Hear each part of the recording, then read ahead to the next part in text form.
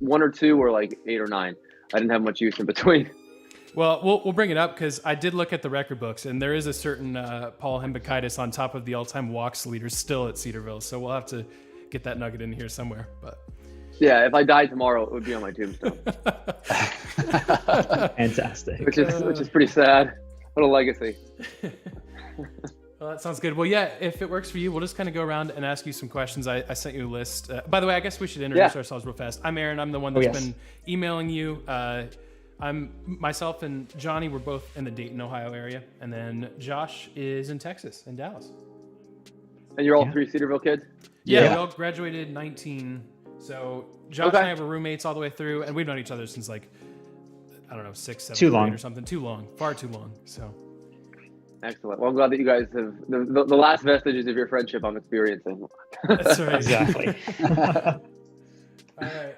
But yeah, we'll just go around and ask you some of the questions that kind of just related to what I sent out to you, and then and we'll try to wrap up by 5:30, just so we're respectful of your time. But again, all good. Thank you so rush. much for joining us. We really do appreciate it, and we've been looking forward to it. So but just chill. Whatever. You're just sharing your sports experience and knowledge and any fun stories you got. Like we can go off script, whatever you want to share. Yeah, all good. We'll just have a good conversation for whatever, half an hour, and I'm sure that'll be gold. Yeah, perfect. Chill.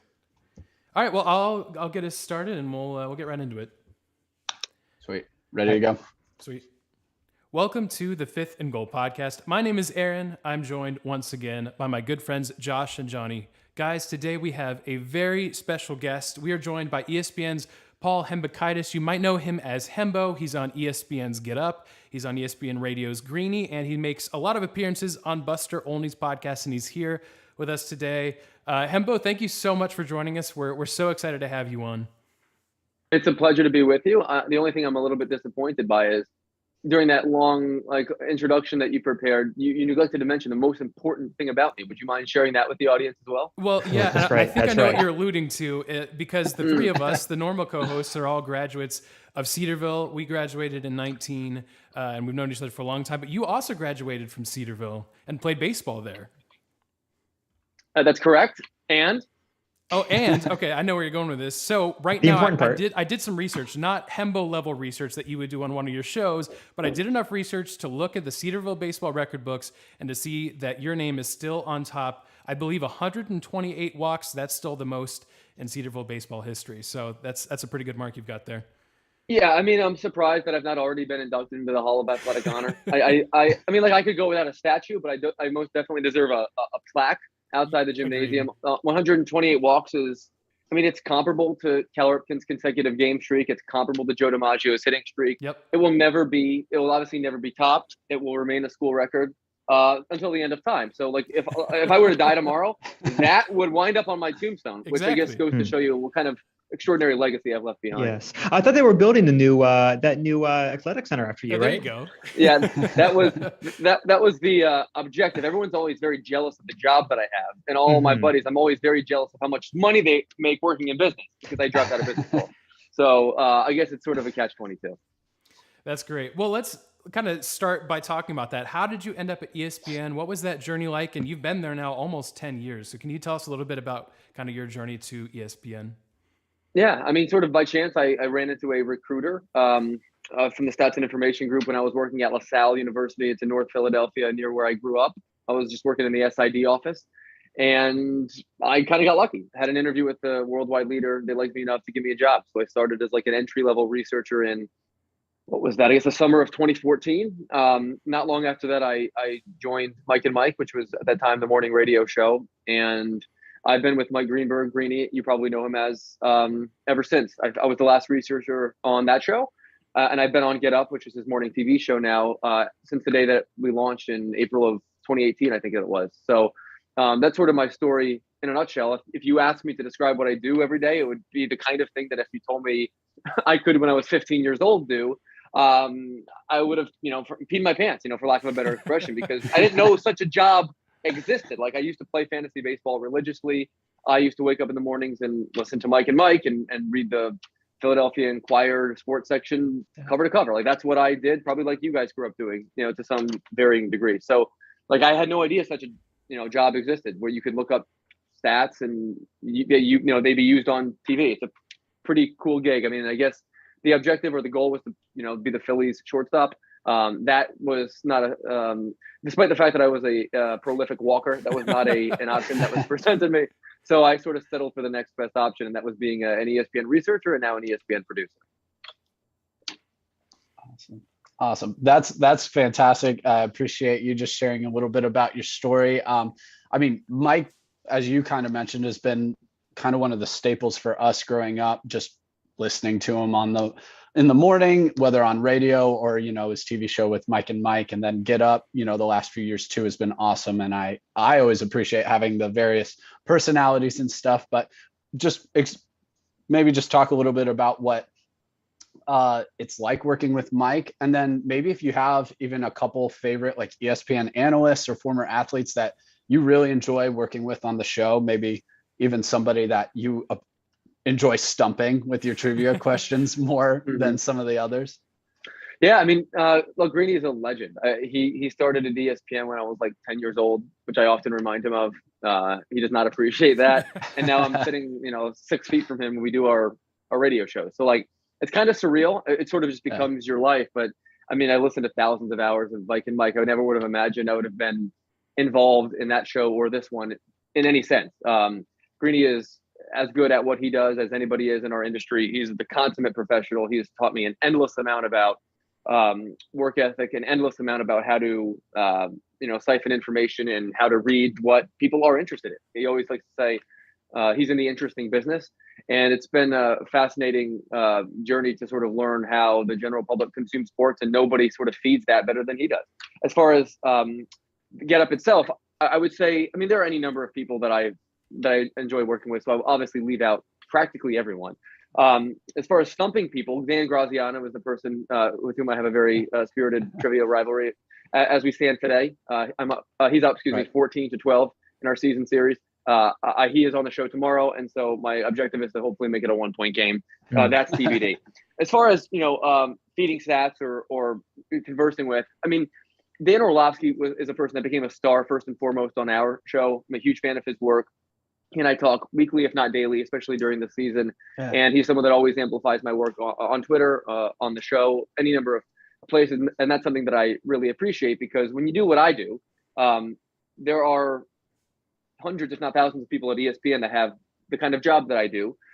Very few of them are granted this sort of exposure, for lack of a better term, that I am, because people buy into the information that I provide them, and there's sort of a payoff on TV or on the radio. And it's kind of a motivational tactic, for lack of a better term, because when you see your work manifest itself on TV every day, it's really rewarding. It's really satisfying. And it's the kind of thing that like doesn't get old. It's weird. Like, I've been at the company for almost 10 years.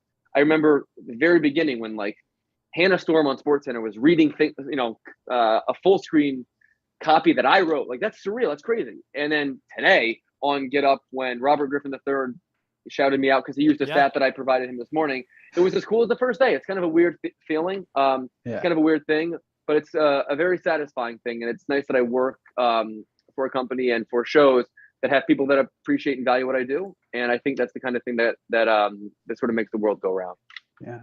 Yeah. Just a quick follow-up note on Get Up. One thing that I think's been really cool, because I've kind of watched it since you guys started the show, is it's just been really cool to see a lot of people not even necessarily just start their career, but like Laura Rutledge, Dan Orlovsky, a bunch of other people who are like coming in, like they were a sideline reporter or doing like some other like career and job options, like really, really well, but coming on to Get Up and doing such a fantastic job that they're on NFL Live now, and they're on like all these big broadcasts. It's been really cool to see. And I'm sure like you are a big part of that too. So that's been really cool to see. I don't know how big a part of it I am. I know that Greeny takes a lot of pride in sort of getting the most out of people on the air, on the show. And what it does is sort of demonstrate to other people at the company, producers, bosses, whatever, that, oh, wow, this person's really talented. Maybe they could occupy a role that we didn't otherwise think they could, because we see how good they are on that show. They can be that good on this show, etc. Or in some cases, another company might poach them away from us with a lucrative paycheck. But that's good for them too. I think any show like ours that can get the most out of its people is like, the like any sports team that succeeds at the highest level. Like think about how the Warriors just won a championship.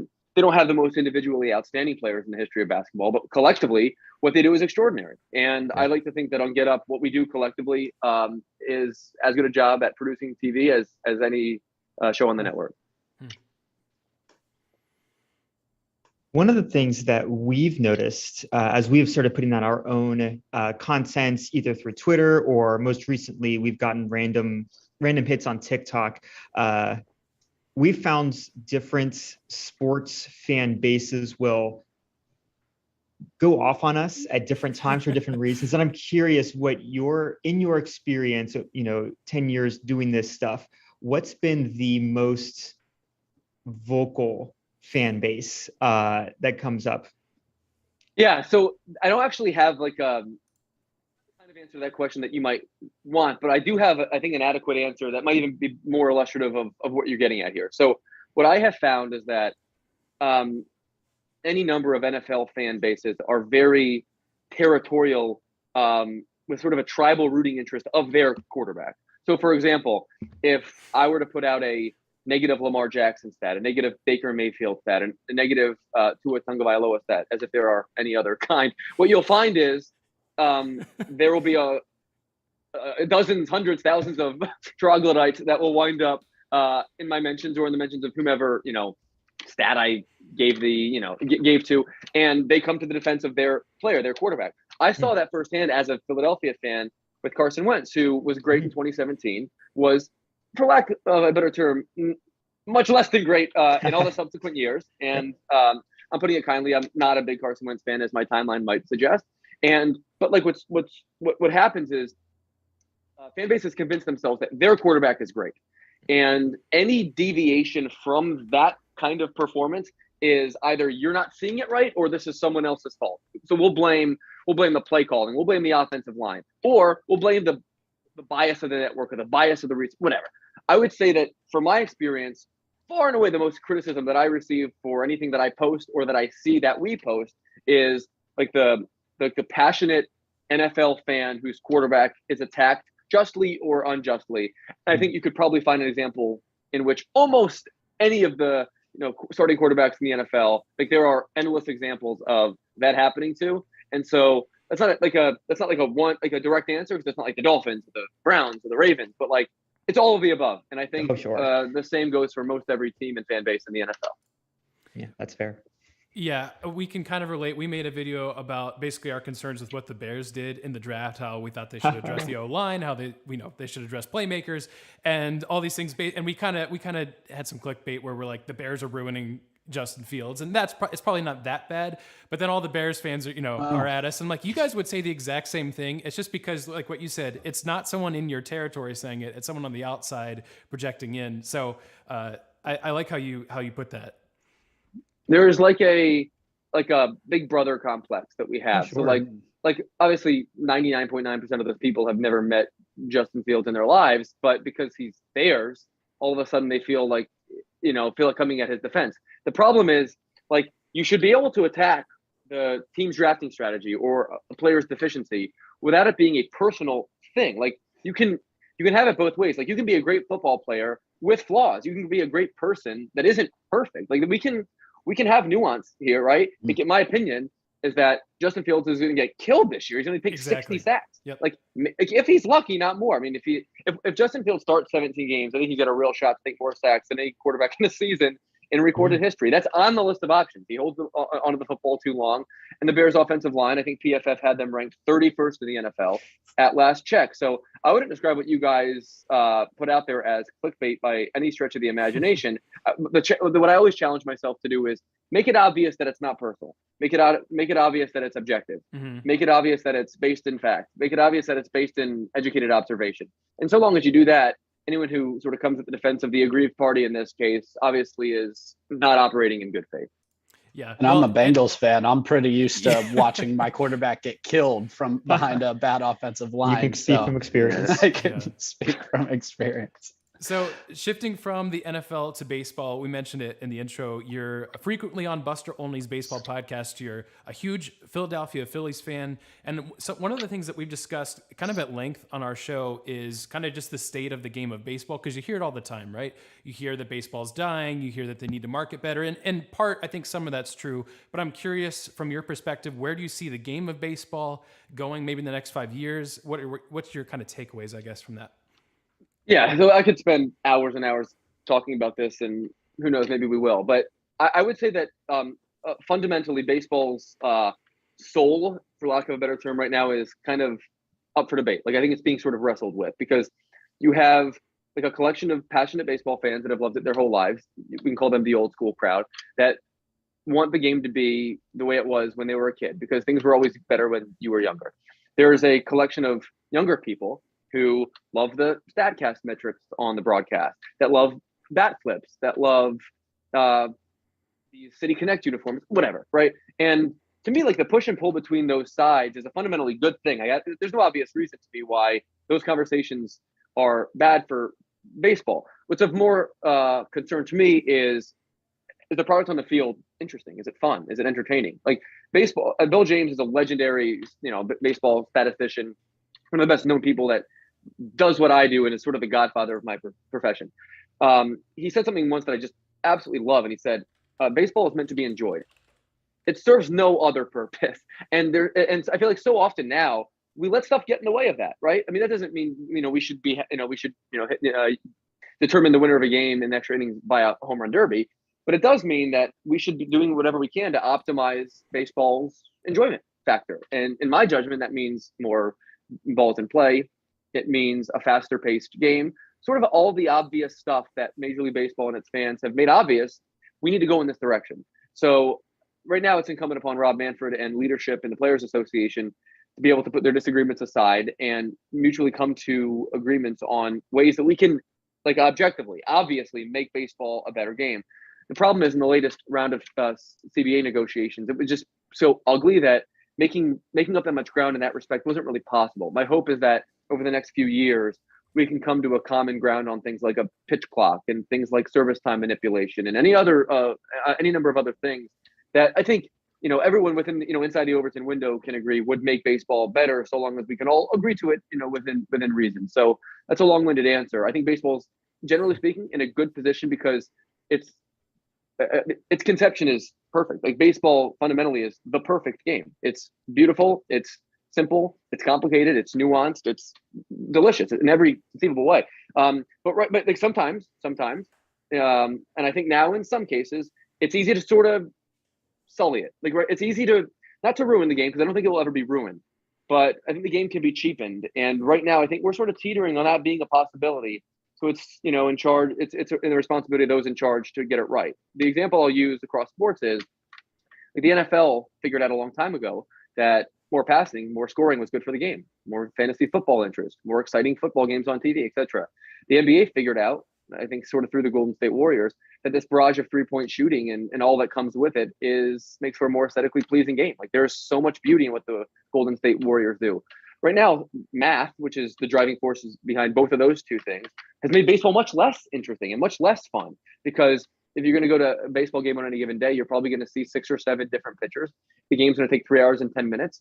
It's going to be 4-2, and you're going to go 3 or 4 minutes between seeing balls put in play. Like, Alexander Cartwright is rolling over in his grave if he knew that was happening right now. I mean, he invented baseball when the guys were, they were standing up there with a bat with a split grip and just putting the ball in play. And that's the ethos of baseball. The fundamental skill in baseball is the batted ball. It's putting the ball in play. And that just doesn't happen enough now for my liking. Sure, pitching is phenomenal, but we can still do things to, I think, flatten that curve a little bit. And I think that we should. No, I think that's great. I mean, based on what you're saying, I would think that you're probably in favor. You appreciate the universal DH and probably want to get rid of the shift as well. The shift has to go. I think that for 2 reasons. One is obvious. It suppresses offense, and that's just a bad thing, right? So my opinion is that we should have 2 infielders on each side of second base, and their spike should be in the dirt when the ball is released out of the pitcher's hand. I think that will happen, and it should happen soon. There's a second part of that, though, that I find really interesting. and it's the visual element of it. So if you're whether you're either in the stadium or watching on TV, there's something beautiful about showing up at the ballpark or that, sort of aerial view of the infield where you see these, 8 players sort of plus the pitcher, like just sort of fanned out perfectly, like sort of equidistant from each other and at least traditionally. And there's something glorious about the specks of people in those spots, especially when you're sitting up in the 400 level and you see like, oh yeah, that's where they're all supposed to go. That's part of baseball's inherent beauty. When you see Manny Machado, the third baseman, throwing someone out from right center field, that's visually jarring. That's ugly to me. And just because they're allowed to do it doesn't mean I should like that they do it. Sure, if I was running the team, I would have my third baseman with a cannon playing a right center field. But this isn't slow pitch softball. This is baseball. And if shifting was a thing 150 years ago, like that would have been a rule then. They just, we have to sort of adapt, right? We can create a Bill of Rights here. So in my judgment, the shift absolutely has to go. I actually favored the National League brand of baseball, but I'm willing to acknowledge that pitchers hitting just like no one was coming to the game for that purpose. And so I think 5 years from now, we'll forget that ever happened. The one thing that you're going to have a tough time bringing me over on, though, is the electronic strike zone. I'm a big fan of the relationship between the umpire, the pitcher, the catcher, and the manager. And to me, if you get rid of that sort of interpersonal play, baseball becomes much too, for lack of a better term, robotic. I think there's something kind of inherently nice about the umpire being the villain, right? Being the guy that you can sort of rally against, right? And that's a role that they play, and they're well compensated for it. I think that's a valuable thing. I think there's a valuable thing in catcher pitch framing and pitchers nibbling to see how much they can get away with. In an experienced hitter like Joey Votto getting that call on that pitch that's right on the black, even though for the most part, any rookie would be rung up on the same thing. And then the manager chirping at the umpire mid-inning or between innings to try and give his team any sort of 2 or 3 pitch advantage, over the next 9 innings, whatever. I think that's a dynamic that I'm not willing to lose, or at least if I'm going to lose it, I need to be convinced without a shadow of a doubt that it works in the minor leagues and that all that interpersonal stuff I'm not missing. But to me, like baseball is not going to be improved by making it smarter, for lack of a better term. In what way has all this StatCast information and has all of the shifting and has all of the math made baseball better? I mean, it's made baseball smarter, but those aren't equal. Like to me, like there's some sort of blissful ignorance about how baseball used to be played before we knew that you shouldn't allow your pitcher to throw 130 pitches, right? Like we can keep some of that stuff. Baseball is meant to be enjoyed, serves no other purpose. I think Aaron wants to say amen to that. That's I say amen to all of that. Listen, you need a villain. Yeah, I'm also the guy, just for reference and for the listeners who may not know, I am the guy that sits up in the 500 level next to Johnny, and I've got my folder and my score sheet, and I'm like, I love it. I just love baseball. So I appreciate. I love that guy. I love it. Yeah, your thoughts on all that. And from up there, just like you said, I mean, we were just at a Reds game on Saturday, and just the shift, I was just like, I hate this. And exactly what you were saying, visually, it was just, I had to remind myself that they were actually in the right position because it just felt wrong. I know the game, so I know they're in the right spot for the hitter and they're where they're supposed to be. It just felt so incorrect for that. And, it's exactly what you said. The game's going to last at least 3 hours and 10 minutes. I think ours lasted 3.5, 3:40. Yep. Just it, and football lasts really, really long too, but you don't have these big gaps in between, like you're saying. And there's things like getting the ball in play. That's the biggest thing that, like, one thing that you said that I love that because, as fun as home runs are, getting rid of things like the shift would be great because it just allows the ball to be in play more and effectively in play. I'm all for home runs, but the trade-off now isn't worth it. It was in the late 90s when all the guys were juicing, but the trade-off now with all the strikeouts doesn't make it worth it. I mean, the home run is still obviously the biggest swing that you can have and offensive determinant of whether or not you're going to win the game. But as far as the aesthetics are concerned, the enjoyment of the game is concerned, you strike out too much to justify the difference between the two. If you're going to hit 30 home runs in a season, you're probably going to strike out 150 times in that season too. And the math says the trade-off is worth it. But if you're sitting in the 500 level at Great American, the trade-off says that it's not worth it. Well, I guess go ahead. Sorry, Josh, go ahead. Oh no, I was just going to say, given our talk of like baseball being meant to be enjoyed, sports being meant to be enjoyed and not just, thought through, what are some of the moments that you can go back to in your life that like were formative as far as like your like enjoyment of sports, or like even like I want to make this my career? Like, what are some of those moments you pull back, go back to? Well, I think a lot of that was just fueled by my playing. Sure. I mean, I was a reasonably good baseball player, as has been established. I was a bad basketball player and a bad golfer and a bad soccer player, but I always enjoyed playing sports. So more than anything, that probably informed my, present day career. I grew up at a time in which like Philadelphia sports talk radio was just like on one, and I like consumed that hours and hours endlessly every single day. So I would say like that experience definitely fueled it. And I would say the Phillies getting really good when I was, 16, 17 years old went a long way too. Like baseball will never be that magical for me again, to use that phrase. I mean, like there was no better experience I had than like running around like a lunatic on Broad Street after the Phillies won the World Series in 2008. I actually flew home from Cedarville University that night for the parade, believe it or not, Nice. and made it like an hour before the game ended. Like I'll remember that forever. When the Eagles won the championship in 2017, I was an ESPN employee. I consumed that. I watched that game in Connecticut. It was awesome, but like it wasn't quite like that. And I went down to Disney World actually the next day just by chance, and Nick Foles was there, and he was on the float. Like those were wonderful things. But what I would tell parents, which I'll be someday, and any number of other young people that might be listening, like enjoy sports as much as you can while you're young, because there is absolutely no guarantee that it'll ever feel that way again.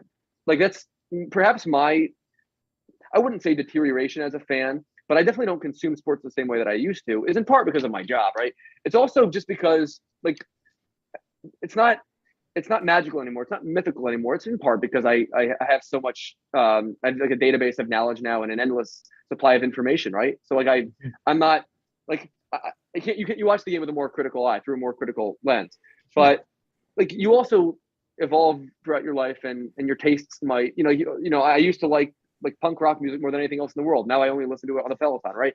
The same goes for sports. Like I might wind up spending the second half of my life as just a casual sports fan. I mean, I don't know. I mean, right now I still love sports, or at least love what I do. And I enjoy watching my team play as often as I can. But I would tell young people, enjoy sports as much as you can, so long as your brain is telling you that this is something you love, because like you might lose it and you might never get it back again. And it's also something that I tell young people when they ask about working in sports. I say, just be prepared. There's a chance that what was once your favorite thing in the world, something that you connected with leisure, once it becomes your job, it just changes forever. It doesn't make it worse, but it just makes it different. And if you don't want your fandom to change at all, you should consider, doing something else. And then when you get home at night after work, that's when you watch the games and you can yell at your TV. Because I definitely don't do that anymore. Well, I appreciate you saying that. The kind of the thing that sticks out to me is the 2002 Ohio State National Championship, against Miami. That was just, I was like 5 years old. 5-year-old Aaron thought Ohio State would never lose because they were the first team ever to go 14-0. I was like, this is amazing. Like the school that my parents went to, they never lose. Like, man, that's sweet. And then Wisconsin next year, I think, kicked our butt. And then that kind of put me back in reality. But I agree. But it was like so magical. You remember where you were when you watched that game. Like you were a kid at the time. Like that like sports has that quality. Like there are very few things in life where like you can sort of chronicle the passage of time based upon where you were, or how you consumed something, or how you remember something you saw on TV, right? Like that's like a moon landing for older people. But you can remember individual games, individual plays from games, and you don't remember anything else that happened in your life that year, right? That's very true. Something that only sports can say. Like I don't remember where I was when I watched 60 Minutes when I was 9, or watched anything else. But like I can tell you exactly where I was when I saw Chase Utley hit a grand slam the first time he batted. Like that's crazy, right? Yeah. But sports is sort of powerful in that sense, and like that's something that's sacred. So if you're a fan, I always tell people to hang on to it as long as you have it. That's good. All right, we do need to let you go, but before we do, you're very well known for your sports trivia. You ask someone, as we mentioned in the intro, you try to stump someone, and so probably the easiest task you've had all day is to try to stump us with a trivia question. So we're going to try collectively, the three of us, to hopefully get one right if you've got a trivia question for us. No, you're not. You're each going to answer a trivia question. Oh, okay. I love it. I don't have anything formally prepared, but I'm just going to tee you up one at a time. Yeah. I'm going to ask you to pick a sport. Once that sport is taken, you don't have the you can't. I'm not going to do 3 NFL questions, for example. But Aaron, you're going to go first. Okay. And I'm going to ask you a trivia question based upon your background. I'm going to let you choose anything except college football because I want to give you a big challenge. Okay. I'm going to try baseball. All right. My baseball question for you is this: which player had the most 60 home run seasons in Major League history. There's a player in Major League history that had 60 home run seasons. Who was that player? So Johnny and I were at the Reds game, and we got the scoreboard stumper horribly wrong. So I'm not feeling super confident. But so Barry Bonds comes to mind simply because he has the most home runs in Major League history. But then there's also, that era of Mark McGwire, Sammy Sosa. But I'm guessing it's one of your trivia questions, so it means it's none of the above. But because my knowledge is not super, super good, I'm going to go... Oh, goodness. I'm going to go way off script, and I'm going to say Hank Aaron. Henry Aaron is incorrect. Oh. Henry Aaron, who very famously never hit 50 home runs in a season. Oh, well, there you talked yourself out of the correct answer. Oh no! Was it? You literally did the thing. Classic. You literally did the thing that everyone does, and I've known you for 28 minutes. The correct answer is Sammy Sosa. Okay. Sammy Sosa hit 60 home runs in a season 3 times. What an absolutely horrific display of guessing that was. All right, John, what sport do you want? I'll take college football. Okay, so let me make sure that, because you guys are both Ohio guys, right? Yeah. Okay, so I was conceptualizing, like, when I was thinking about what I might ask you guys, I was thinking to myself, like, there's no way they won't get this right. So I'll ask you this question. Oh no! And if you get it right away, quick follow-up. Okay. Who's the only player to win 2 Heisman trophies? Oh, okay. Archie Griffin. Okay, well, that's fair enough. So that was your layup. I should give my fandom card in if I don't get that one growing up in Ohio. You guys, you have 614 area code, I'm sure. Yep. All right, so you passed your college football test. Real quick, pick another sport, and soccer. We'll see how you do it. Okay, fine. I can ask you a soccer question. Who's the only player to score a goal in 3 different World Cups? 3 different World Cups. Would that be? It's gotta be Ronaldo. That is incorrect. The correct answer is Pele. Pele scored. Oh. Yes, he's the only player. He's the only player to score a goal in 3 different World Cups, and also the only player to win 3 World Cups. So Seemed too obvious. I feel sneaky Hembo. You got your college football gimme correct. Congratulations. Pele, only probably the most famous athlete of all time. So I would say that you guys are so far at best 0 for 2, maybe with a foul out. Josh, the last question is for you. What sport? What sport that has not yet been guessed? Yeah, we're gonna have a great time. So here's the exposing part about my story. My degree from Cedarville was in biblical studies. My current degree that I'm working on is a master in theology. My sports knowledge comes from being roommates with Aaron exclusively. So I'll say pick whatever sport you want because I'm not going to get it regardless. I will say I know the NFL has not been chosen yet, so you can give me an NFL question. I'll get it just as right as any other sports. No, like I will swim in your water, my friend. You sound like a really, really good time. You look like the Cedarville University Code of Conduct. Oh, absolutely. I will ask you this question. What was the final resting place? The name of the final resting place for Noah's Ark? Yes. There you go. Thank you. That's going to be, the traditional spot, I believe, is Mount Ararat. Mount Ararat is correct. Well done. Yes. Josh is the only one to get an answer correct. I love that. Well done. Okay, good. I'll be your pinch hitter. You're welcome. So, fun fact: if you guys tune in to Get Up tomorrow on Wednesday morning, there's a really good chance that the answer to that question will also be Mount Ararat. We'll see if Dan Graziano can get it right. So, really? No, I'm not asking that. I will say today's question on Get Up was you asked who the most recent New York Knicks guard to win an All-Star game, and I got that one wrong as well. Partially because my fandom didn't go back to 2001. The answer was Allen Houston. I think in my head I said Stephon Marbury, which was clearly not correct. So I'm really like 0 for 4 today, but that's okay. You're just having a bad day. Right. And Josh, maybe next time I'll be able to pull out something from the New Testament. Oh, fine. There you go. All right. Well, we appreciate you being on the show so much. Thank you for your time. We appreciate all of your insight. And again, we also just appreciate all the work that you do on ESPN. Where can people find you outside of just being on TV? And is there social media that people should follow you on? Yeah, Google me. No, there I'm kidding. you can you can find me on Twitter at Paul Hembo. That's primarily where I do all of my damage. So I appreciate you guys letting me on, having some fun with sneaky Hembo time. It was a blast. Hopefully we can do it again soon. Yeah, absolutely. Well, thank you so much for being here. Appreciate it a lot. Later, man. Thanks, Paul.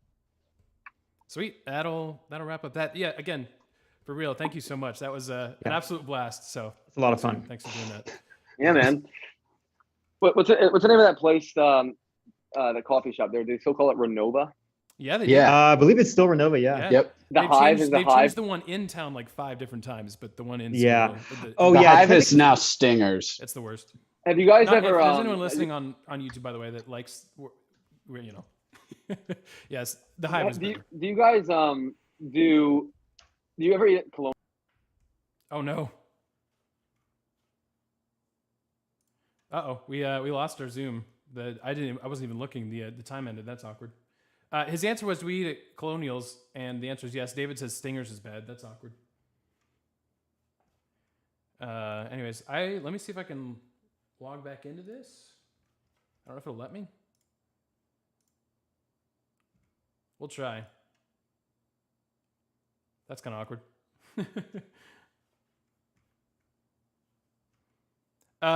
David, thanks for your questions. I did want to ask him about the Yankees, and we just did not have time. But he tweeted a very interesting tweet, and I'll read it for you guys while we get loaded here. He tweeted, according to Baseball Reference, there has never been a modern era team since 1900 to score 5 runs a game while allowing fewer than 3. So let's see here. We'll admit that was. I'm glad we didn't get kicked earlier than we did. That was awkward. Yeah, that was a little worried. Yeah, he was going to ask if we ate at Colonials, and I'll email him right now. The answer is no. Oh, I love Colonials. Oh, Colonials is fantastic. That's my first memory when Dad and I visited. Oh, no, we weren't visiting. It was. You guys love Colonials, or you're like cool with Colonials? Probably nostalgic about it. In between. Yeah. Yeah, I'm kind of like. I've objectively had better pizza, but like, yes, there's some core memories that happens there. So don't forget to export. I'm just gonna export. Yeah, right if you now. guys, I went ahead and mine's already uploaded, so you're good to go. 69, right? Yes. Nice. Yeah, thanks for sorry, everything's crazy here. YouTube, thanks for we're recording our normal show if you guys want to stick around. Yeah, David, to answer your question, sorry. I know you asked a question about the Yankees, which I wanted to ask because one of the questions I had for him was, which ran out of time, but I was curious if right now, and I think the answer is probably the Yankees, but I was curious his thoughts if, like, right now, as we're heading into the All-Star break, would you take the Yankees or would you take the Mets as the team more likely to succeed? Which is interesting because, the Yankees are the first team to 50 wins. Like, they're 50-17. It's insane what they're doing. And what I was about to read before I interrupted myself and got distracted because I have ADHD. Anyways, there's never been a modern era team since 1900 to score 5 runs a game while allowing fewer than 3. And the Yankees right now are averaging 5.13 runs a game and allowing 2.97. And then he adds to that silly, which it is. They're 50-17. That's crazy. But the interesting thing is the Mets also have the best division in the National League, and they've been without DeGrom the entire season, and Scherzer has barely played. And they're getting both those guys back, you would think, at some point. So I wanted to ask him that. We just ran out of time, but just a huge thank you to him. So let me finish this email back to him.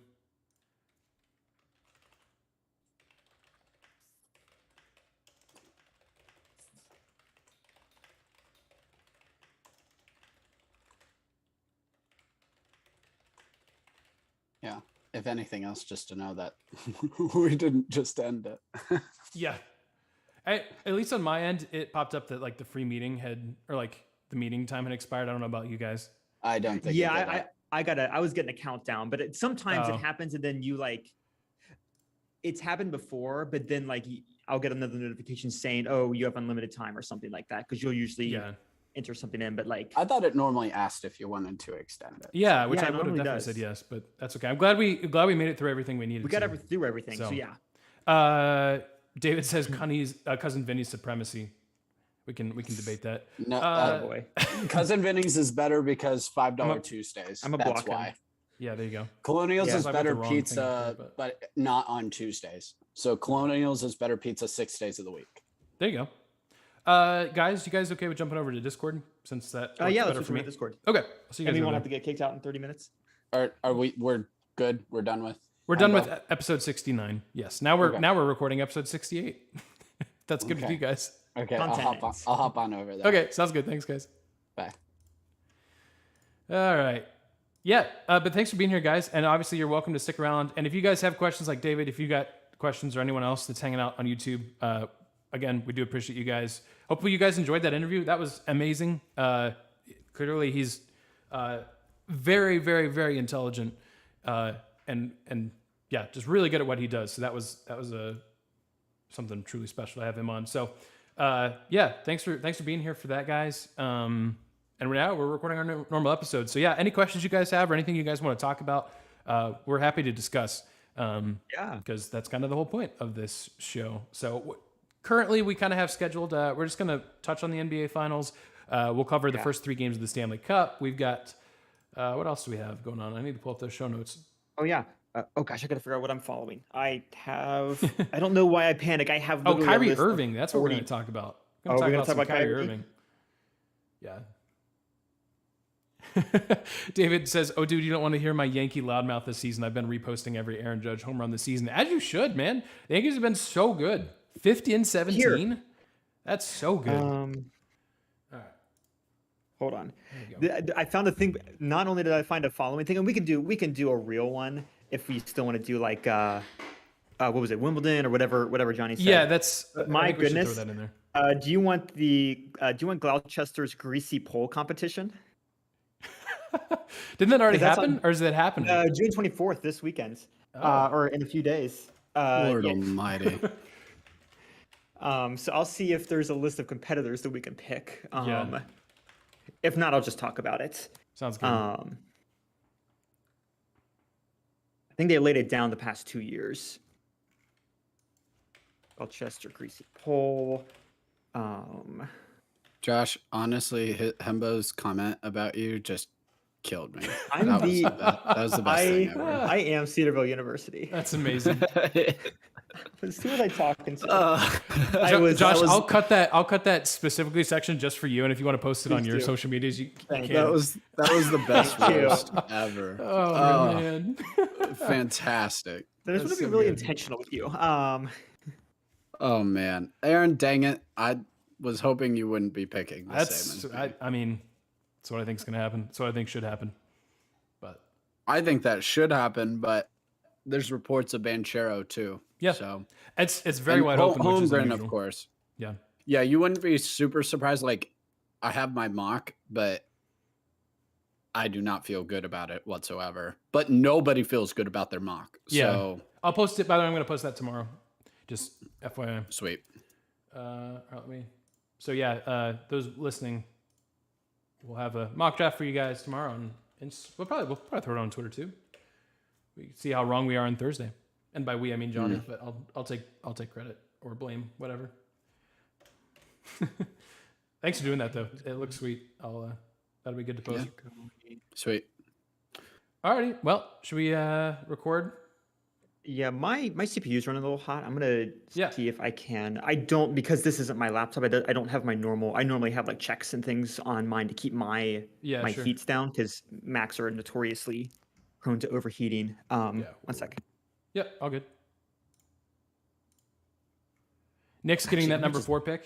David, I keep hearing that, and I feel like there's been so much rumors of them jumping up to get Ivy from Purdue, which I think actually makes a ton of sense for them. And like, if it'd be great. It'd be really good for them. So I don't know. He has to be there though. He has to be there. And the interesting thing is, are the Knicks actually in this Kyrie Irving thing? Does that influence any? I don't know. I don't think they actually are, but we're going to talk about that here in just a little bit. We're going to talk about some Kyrie Irving drama. So we've got that. For those that are here, we just wrapped up our interview with Hembo. If you missed it, you can actually watch the replay of this stream, but we'll actually have it on our podcast platforms a week from tomorrow. So Wednesday the 29th is when that's going to come out. But we'll also have a YouTube video, and we'll hopefully have some TikToks with some of the snippets that he said, because that was so good. So again, a huge thank you to him. That was awesome. Again, you can tell that he's just incredibly intelligent, and just knows his stuff, but also like brings that fan side. I mean, amazing. So I just want to say again, huge shout out to him for giving us some time.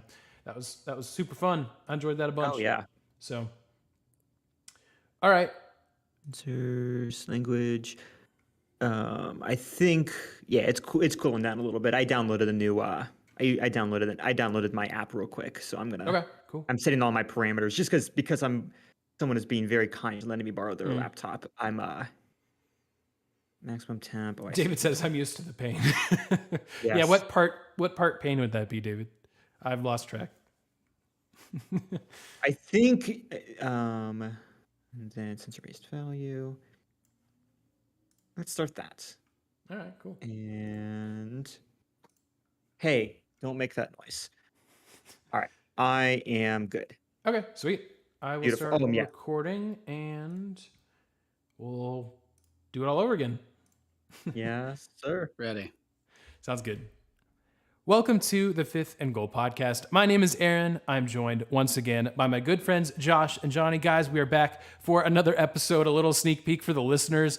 This is actually our second recorded episode of the night, and you guys will see why next week. We have a very, very special interview to share with you guys next week. And if you're following us on social media, you already know who that is, but I'm not going to say anything more. But guys, we have a lot to talk about.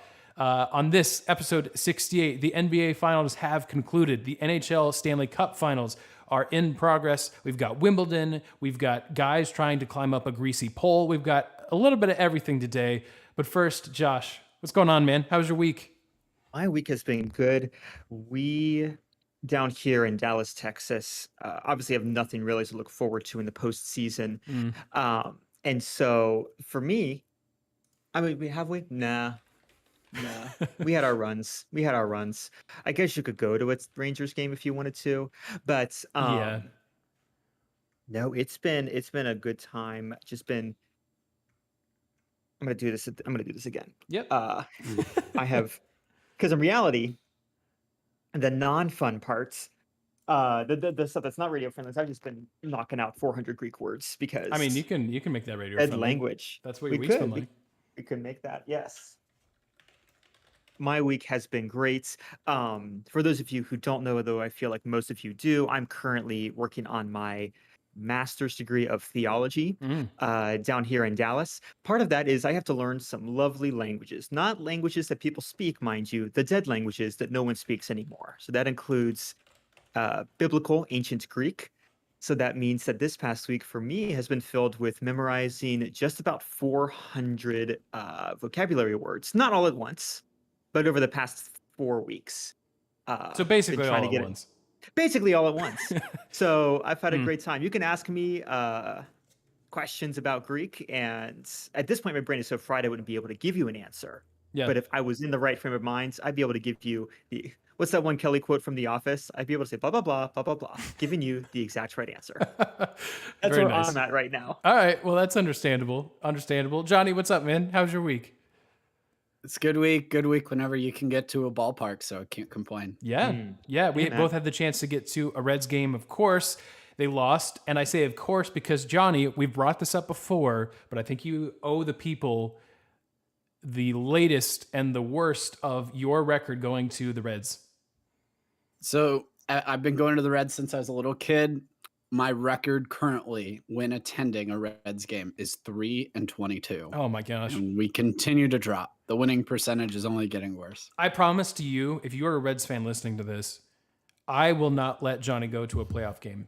I'll do whatever I have to keep him away from the ballpark. What playoffs? Well, exactly. I won't have to worry about it for like 20 years. But when that time comes, Johnny, I know you want to be there and I want to be there, but just for the sake of the Reds, it's just not going to happen. But anyways, my week was good as well. Yeah, it was honestly, the Reds game was incredible other than the result. The weather was amazing. Yeah, Johnny and I got to hang out at the ballpark, and that's always a good week, as you mentioned. And there was a lot of good sports on television as well. So let's start. I know we've talked about this a bunch, so we're not going to spend too much time, but we did have the NBA Finals wrap up. The Golden State Warriors win their 7th title in franchise history. It's ring number 4 for Steph Curry, Klay Thompson, Draymond Green and company, and Curry finally named the finals MVP. And really, there's not too much to add, I don't think, because we last talked after Game 5, which we mentioned at the time. It seemed like Game 5 kind of was the series decider, and it really was, because Boston didn't even win Game 6 at home. It was Golden State taking that,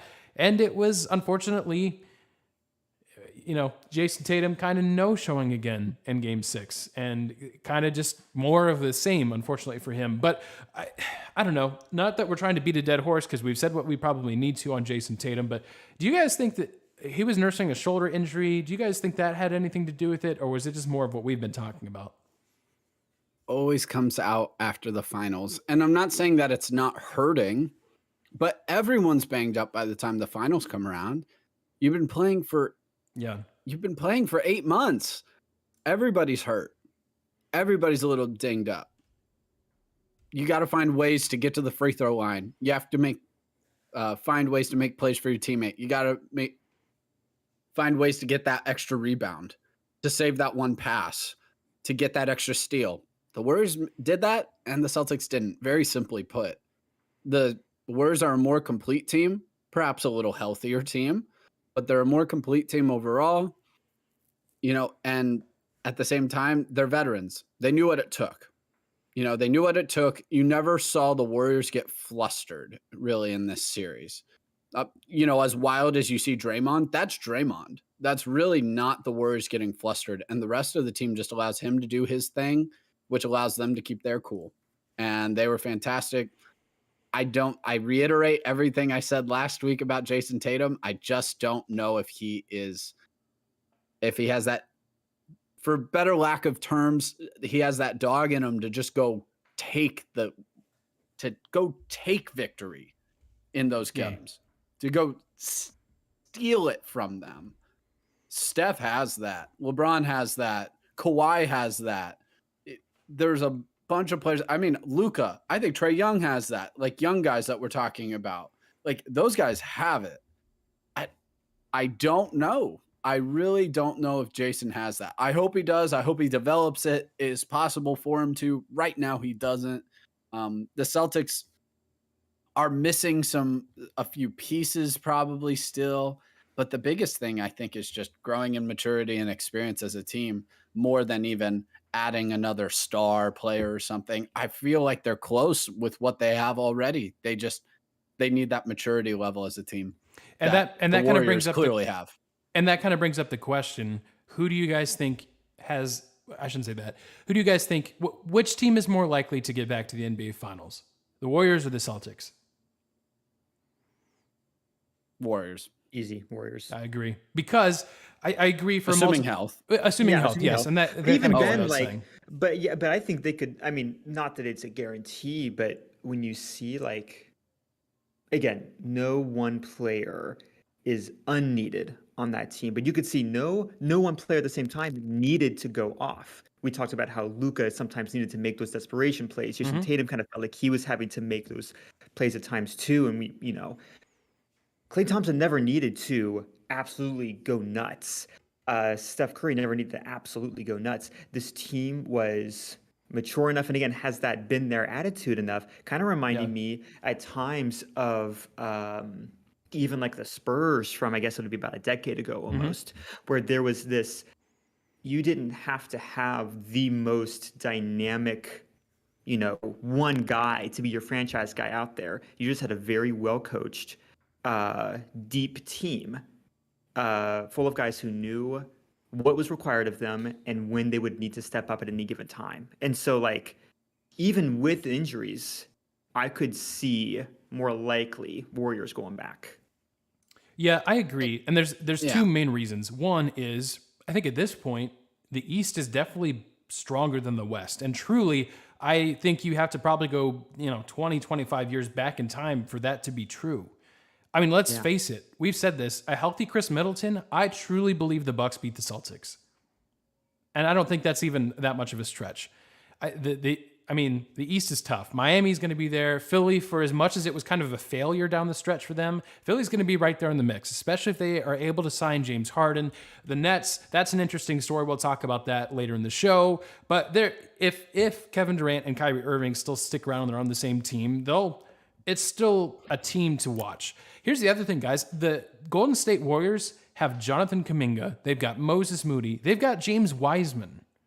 All three really young guys. Jordan Poole, as far as I'm concerned, is only going to get better. He didn't have a great NBA Finals, but that experience is only going to help him. Now, yes, that is assuming health, but let's say a guy like James Wiseman, who has hardly played for Golden State, if he becomes Kevon Looney with a little bit more upside and just quite frankly, a little bit more athletic ability and length, then to me, that's a W for the Warriors. And it makes them even scarier and gives them more flexibility where sometimes they were so small that, yes, the offense was working most of the time, but it almost became a detriment defensively.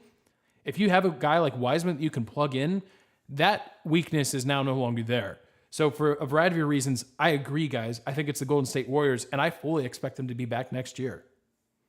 Because clearly they have the hunger, too. It'd be easy for that trio who's already got 3 rings to just be like, oh, this has been a good career we've had. No, you could see how hungry they were for that title. Curry was in tears after the game, winning his 4th title because of how much it meant to him. I'm sure winning Finals MVP was part of that, but clearly it means that competitive fire is absolutely there, and you can see that by the way they all play. So, to me, the answer is the Warriors for sure. It's what you said, though, Josh. None of them have to play beyond themselves. Yeah. And that's the biggest thing. Like, watching the Mavs, it felt at times if Luka didn't drop 50, they didn't have a prayer. Right, exactly. And Jason Tatum, it's just like, when he did, they didn't. Yeah, exactly. Yeah. Jason Tatum, if you don't force that pass in there and find a way to fit it in, we don't have a chance. Even though that's not his gifting. He's a good passer. He's not that good of a passer in that situation. He's a decent ball handler. He's not a great ball handler. He shouldn't be bringing the ball up the court. Like, they're being asked to play with beyond themselves. When the Celtics were at their best, it was because their ball movement was fantastic. You weren't asking Marcus Smart to drive to the hoop when, he's being guarded by Klay Thompson or Draymond Green. That's not going well. Yeah. You're asking when things were going really well, you're having Marcus on the perimeter, just shooting some threes when he's in rhythm. Peyton Pritchard doing the same thing. You're having Robert Williams just dominate inside. Him and Grant Williams are just going for boards all day, but they're not being asked to shoot a lot of perimeter shots or anything like that. But then eventually you're pushing guys beyond their comfort zone, beyond what they're normally capable of. And at times you're able to do that. And so it's not like you can sometimes win a game when you're pushing guys to play beyond themselves. Absolutely. But when you're playing a 7-game series, and you saw that in this one, Boston's up 2-1, they had some of their guys playing beyond themselves in those first 3 games. That's not something that is going to feasibly continue over a 7-game series. Eventually, the better team wins in the 7-game series, or at least the healthier team in some situations. But typically it's the better, more balanced, well-rounded, what my standard play is going to win the game, not my height of playing at my very, very best. That's great for a one-off in the NCAA tournament. It doesn't work in the NBA Finals the same way. Yeah. Agree with all of that. It was a good series, a really entertaining series.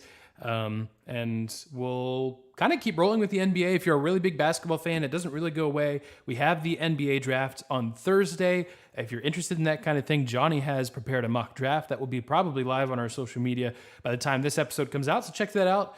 The draft, 8 p.m. Eastern time on Thursday. You've got the NBA Summer League where all of those young guys will start playing. So that's always a good time. So there's always basketball if you really want it. And that's kind of where we're at. And then October comes and we'll jump right back into it. So, but it was a good NBA season for sure. So the other season that's about to get wrapped up here is the NHL. We're in the Stanley Cup Finals as we're recording on a Tuesday night.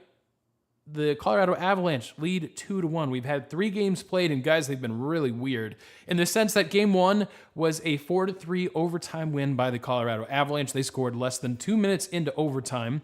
And then game 2 came around, And the Avalanche jumped all over Tampa Bay for the second straight period. They were up by 2 or more goals. They were leading 3-0 after the first. They added 2 more in the second, 2 more in the third. It was a 7-0 win for the Avalanche. And they led the series 2-0. And then virtually the opposite thing happened in Tampa Bay for Game 3. Tampa Bay was a 6-2 winner. So very, very kind of unusual back and forth. And guys, I think it brings up the point that no matter how bad one game goes, at the end of the day, it is one game. Like, yeah, the Avalanche won Game 2, 7-0. You know how many goals, how many wins did that game count for? 1. Same thing with Tampa Bay, right? As the Colorado Avalanche are trying to kind of respond from a beatdown in Game 3.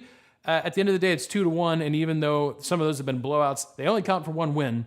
Guys, what are you seeing in this series? What do you expect? Do you guys think the Avalanche hold on with a 2-1 lead to win the series? What are your guys' thoughts? I think it's Colorado's time. Tampa, this could be 3 in a row. It would be special. Like, if Tampa is able to win this series, win 3 Stanley Cups in a row, it would be incredibly special. They're going to be one of a very few select teams, not just in hockey, but really in sports. They will be remembered for a very, very long time. So part of me always is cheering for history, and that would be really, really amazing to watch them do that. At the same time, I think it's Colorado's time, and I think Game 2, honestly, while that might have been an extreme, I think that's really more of who Colorado is. I do expect to see them that. I do expect Tampa to at least get another game, though, either tonight or in game 6, 5 and 6 in that situation. I'd be shocked if this doesn't at least go 6, though. I really think Tampa's probably going to tie this up.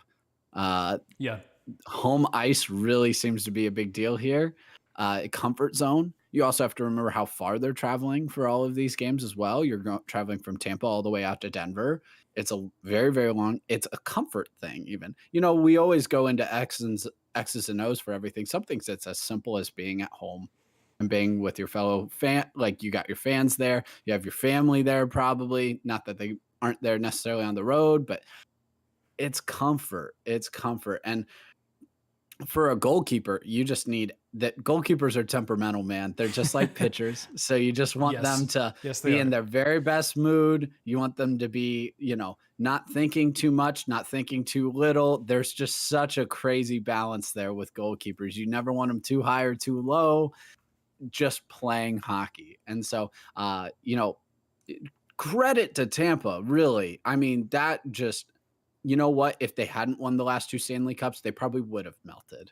And so there's a lot of growth for Tampa past that Columbus Blue Jackets series a few years ago. And I do expect Colorado to win. But at this point, I might say 7 games, actually. I might really say 7 games for Colorado. I expect this to be an outstanding finish. Johnny, I agree. I could see the home team winning every game.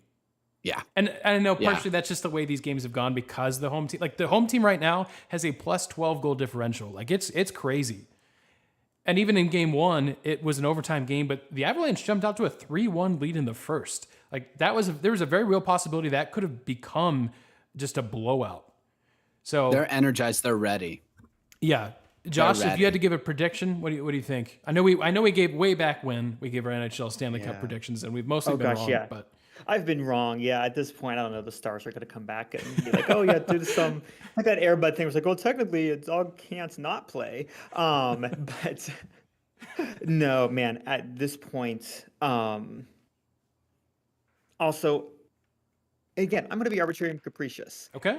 I still want, because I want to. Tampa Bay stole goalie Bob from us. That's that's Florida, Josh. Florida. Wait, what? Wait, I'm sorry. What? Yeah, Tampa Bay did. No, the Florida Panthers did. The Panthers? You know what? This is why I don't have opinions.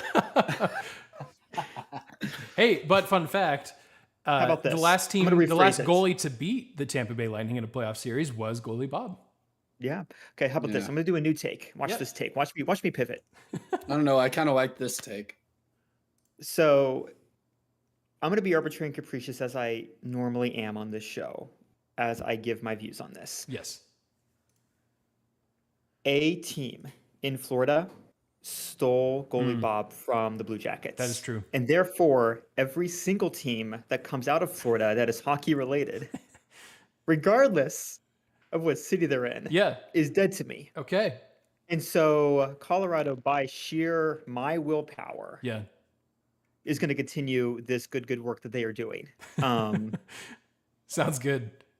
I like it. I mean, guys, we truly do have the best two teams in the NHL, and you don't always see that in the finals, right? Because injuries and stuff. So that's been amazing. Colorado, and Johnny, to your point, they've been so good at home. They've actually been really good on the road too. This was their first road playoff loss in Game 3.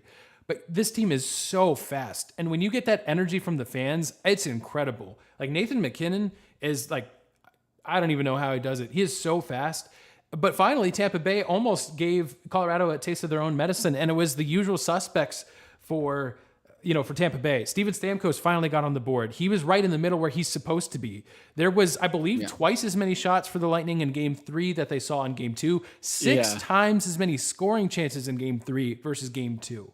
So they really put the Avalanche on their heels, and that's saying something because right out of the gate in Game 3, the Avalanche score and they go up 1-0. Except wait, they didn't, because the puck was just a centimeter offsides, so that goal gets erased. But then the Avalanche come right back and score another goal, and they're up 1-0. And at least I was sitting there watching this game, thinking to myself, "Oh no, here we go again. This is going to be another Avalanche blowout. They're going to be up 3-0, series over." And that was not the case, because Tampa Bay scored the next 3 goals. And I don't know.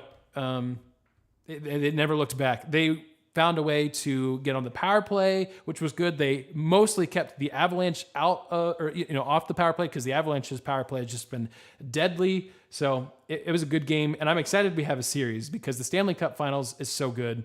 And I will say one last thing is Tampa Bay's got some injuries, and that's why I do think the Avalanche win this series in probably 7, but maybe even 6, because you had a guy like,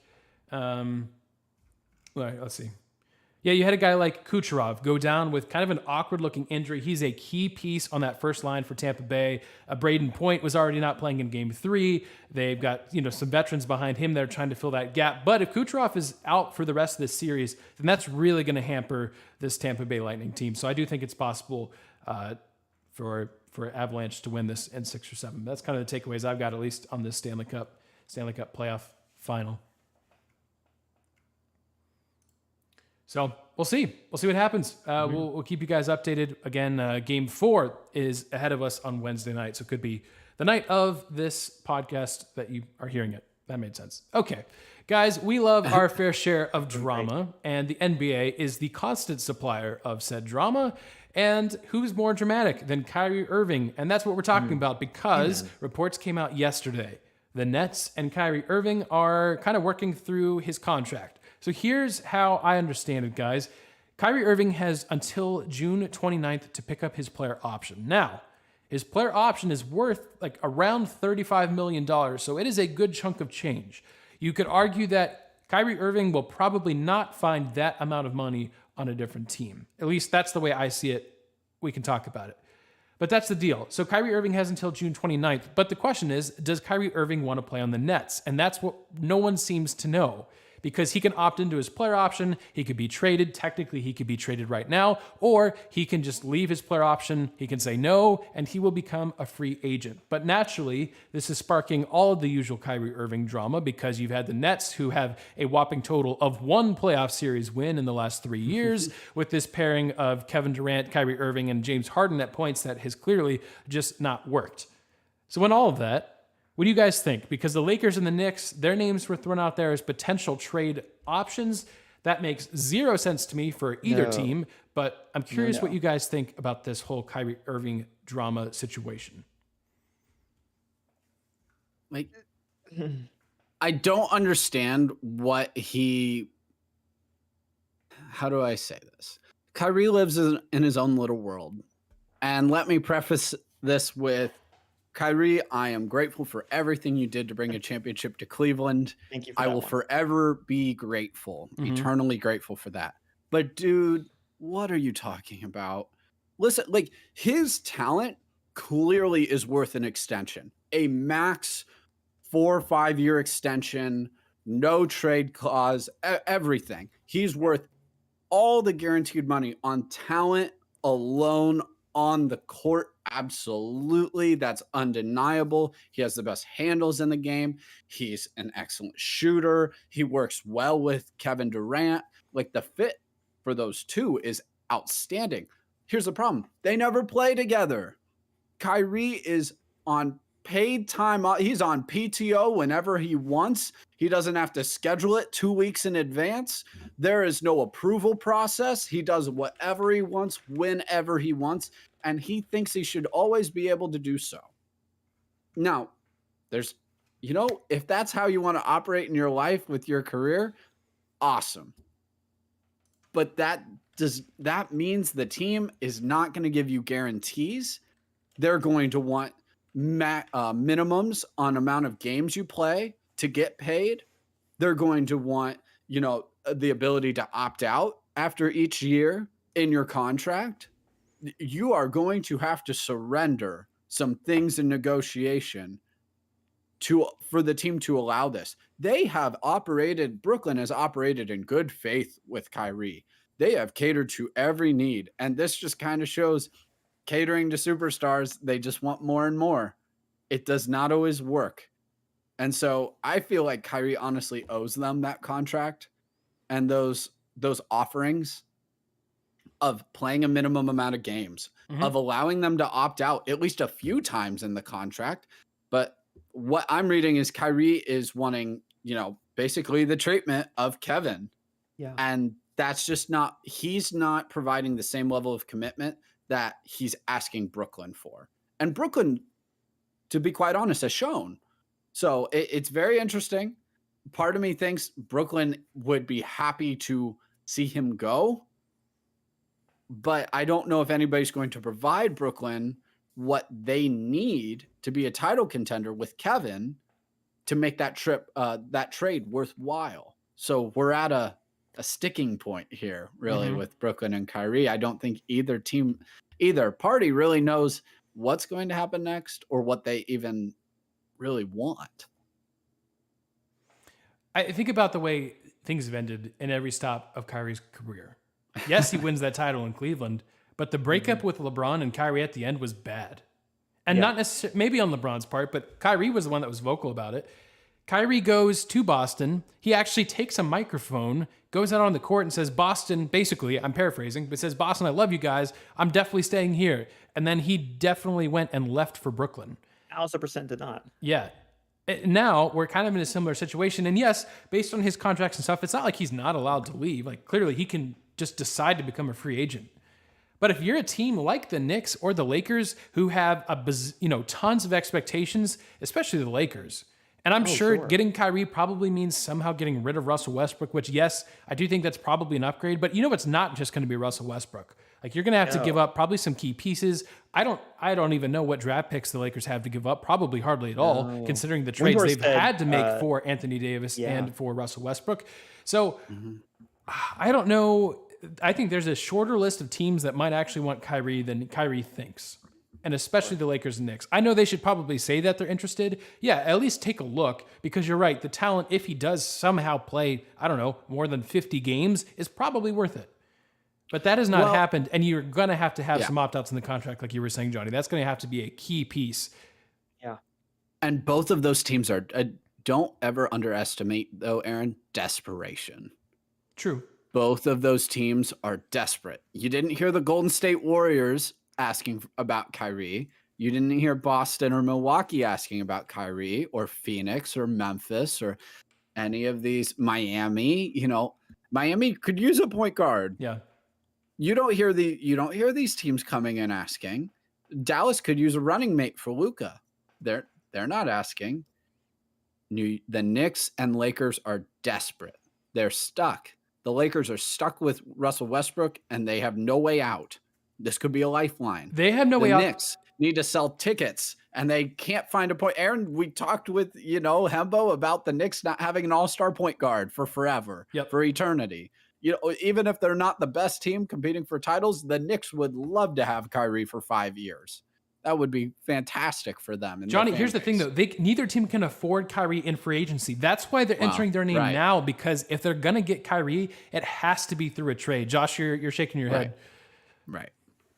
Oh, no. It's something else. Following along. Yes. Oh, okay. Yeah, I mean, that they truly do not have the cap space to afford Kyrie Irving, even if he would take a discount, but he's not going to, and nor should he necessarily, but that's just the reality. So I think that's why you're hearing those team names in this drama. But yeah, I don't know. If you're the Lakers, like, we'll get into that later. Like, there's no point in talking about the Lakers in depth now when the offseason will be long and we'll see what the moves they end up making. But you're right. Like, the Russell Westbrook thing is rough for the Lakers, and I personally don't see how they move away from that. So anyways, it's something to note, though, that Kyrie Irving thing, if he's going to get traded, though, the reason why we're bringing it up now is partially because it's kind of today's news, if you will. But it's also because there's a 1 week window from today, essentially, of if he's going to get traded, it will happen within a week. So that's interesting. There's been some other just kind of random news pieces, like John Wall obviously opted into his like $47 million contract with the Wizards. Like, my goodness. And then, there's going to be talks about LeBron's contract, and that'll be like 6 weeks from now, where LeBron has a chance to kind of, I believe, opt in or re-sign essentially with the Lakers. And so we'll kind of cross that bridge when we get there. But that's kind of the latest NBA drama. So there you go. We love it. Yep. This and Texas not being back keeps our show alive. Yeah, you're not wrong. And Johnny, you said it. That's a sneak peek of our interview with Hembo coming up next week for you guys. It was just now for us, but we're excited to bring that interview for you guys next week, so don't miss that episode. All right, guys, I do believe that takes us to our picks of the week. So one of the reasons why we already have an episode prepared for you next week is because Johnny and I are going to be on vacation. So that means we're going to give you guys double picks of the week. But before we do that, we need to recap what happened last week. Guys, Matt Fitzpatrick was the winner of the U.S. Open. So good for Matt Fitzpatrick. Good job, guy. Yeah, so that, I believe, was his first major win, if I'm not wrong about that. And so none of us had that. We all three of us picked different golfers to win. So that means our current standings, our scoreboard is still at myself with 35 points, Josh and Johnny with 34. I believe Johnny and I both picked the Avalanche to win the Stanley Cup final, so there's potentially... Did you pick the Avalanche to win it, Aaron? I don't know. Maybe I picked Toronto. I think based on what we've thought before, we should probably double check. Well, yeah, we will double check. I'll double check once we actually assign points. You're correct. If I'm correct in the fact that one or both of us picked the Avalanche, there's potential for more points on the way there. Okay, so let's start with Wimbledon. It's time for some tennis. It's another Grand Slam event. Johnny, would you just kind of preview maybe what to expect from Wimbledon, since you're kind of our resident tennis expert, and then also just kind of give us your picks for that event? Yeah. So Rafael Nadal, just fresh off of the French Open, the king of clay. Of course, he's going to come in to Wimbledon as one of the favorites, but Novak Djokovic is back, and he's the defending champion at Wimbledon. Last year at this time, it's when he tied up Rafa and Roger for 2020 for all three of them. Nadal has actually taken a 2 major lead, though, here, and so he has 22 major championships now. Now, Wimbledon has not been as friendly to Rafa, though, with the grass. And he prefers typically that hard court, or especially the clay, of course. Hard court, though, is definitely Novak's specialty. He's back. COVID's not as big of an issue anymore. We'll have to see. Rafa just beat him in the quarterfinals of the French Open, so we'll have to see how that goes. But Novak's the favorite as the defending champ. This is another storyline kind of outside of the tennis court, but it kind of seeps in with the war in Ukraine, between Russia and Ukraine.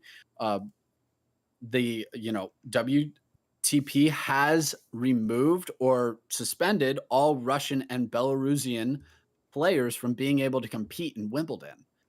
So they are not. So Medvedev and some of these other outstanding tennis players are not able to compete in Wimbledon this year. So if you're missing some of those players that you're expecting, that is why they have suspended and prohibited them from competing due to the war over in Ukraine. So that's for the male and female there. But I will be taking actually Matteo Berrettini. And that is because I don't expect Rafa to continue to build that lead as hot as he is right now. I was really tempted to take Nadal there.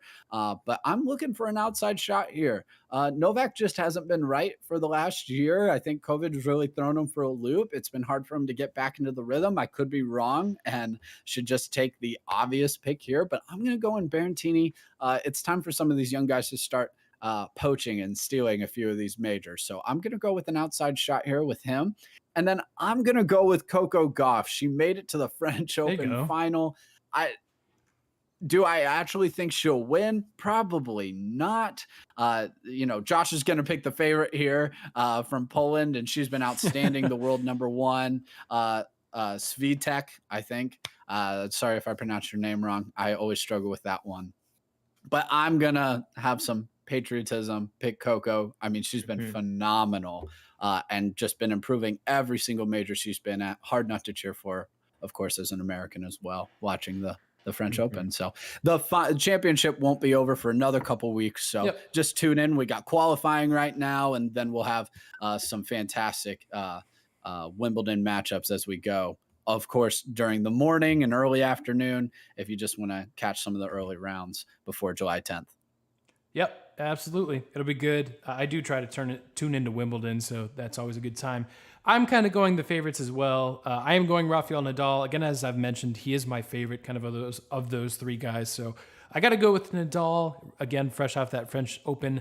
I do agree with your analysis, Johnny. It might be that Novak is potentially the favorite there. Also considering that Nadal just beat Djokovic in the quarterfinals, I believe, of the French Open. So could be some revenge coming Nadal's way. We'll see. And then I'm just going to pick Serena Williams to win on the women's side. I know it's been a minute, and I know she's getting a little older, and but there's worse odds that I could have picked. So I'm going to go Serena just cause. Yeah. Just cause. Listen, that's how you should be picking things. I've been telling you guys this for months. I'm going with Iga Swiatek for the women's singles. Again, crowd favorite, but also Polish Iga. I really like that name. It's a strong name. Yeah. Like that's not someone. It's hard for me to pick against someone named Iga. So never seen her play, probably never will. But man, there you go. Good name. Good job, parents. And then, the amount of times, and so this will be, I'm so sorry, Aaron, the amount of times I've picked against Nadal and it's been like, to my detriment, has finally caught up with me. And so, I'm just going to embrace the Nadal train. Aaron, I'm sorry, this means that he's not winning. That's okay. But this is the one time I'm like, you know what? You continue to prove my picks wrong. Yeah. Why don't I just go along with you? Yeah, that makes sense. Sink both of us. If you're going to go down, then you might as well drag me with you. So at the very least, I'm going to prevent you from getting the points. Yeah. So that helps. That's why. I mean, I am in the lead by a single point. So a single point, which for us is pretty much like it's time it's as far as anyone gets in this somehow. Truly. Yeah. All right. Well, again, we are kind of missing next week. We're not, because we've got an episode for you that we are really excited about. But as far as our standings go, we're going to miss it. And because, as Johnny mentioned, this event won't be over for like 3 weeks, basically, we're going to pick something that will actually give us points right away. So we're looking for some instant gratification, guys. And we're going to get it because Thursday night, we've got the NBA draft. As we mentioned, Johnny, you've got an NBA draft, a mock draft coming out, and you have Jabari Smith with your first pick. I've also got Jabari Smith out of Auburn, but it doesn't seem like there's a huge consensus. The Orlando Magic are the team with that first overall pick. Yeah. So Jabari Smith from Auburn, he's being considered. Chet Holmgren from Gonzaga, he's being talked about. And there's a third one I'm missing. Johnny, can you remind me? Or is there a third one I'm missing? I feel like there was a third one. It's Paulo Banchero from Duke, yes, and then Chet Holmgren and Jabari Smith are the three main ones we're really looking at for the top pick. Yes. But, it's not a holding pattern like it typically is in the NBA draft. So don't be surprised if you see a Jaden Ivey sneak up into, the top three right there, that would not be a surprise whatsoever. I mean, it's a wide open draft. I expect there to be a lot of red ink all over that mock draft when I'm watching on Thursday. Yeah, we talked about the Knicks. The Knicks have been in reports for a while that they may make a move to Jaden Ivey if he's there. Johnny, as you mentioned, maybe he goes top 3, and the Knicks don't have an opportunity. The Spurs are a team that have like 3 picks in the top 30, which is it seems unusual for them, but historically they've been pretty good in the NBA draft. Of course, they've not seen as much success recently. But anyways, all that being said, Johnny and I, we've got Jabari Smith. Josh, did we kill enough time for you? I for some reason. Oh, you know what? What did you guys say? Hold on.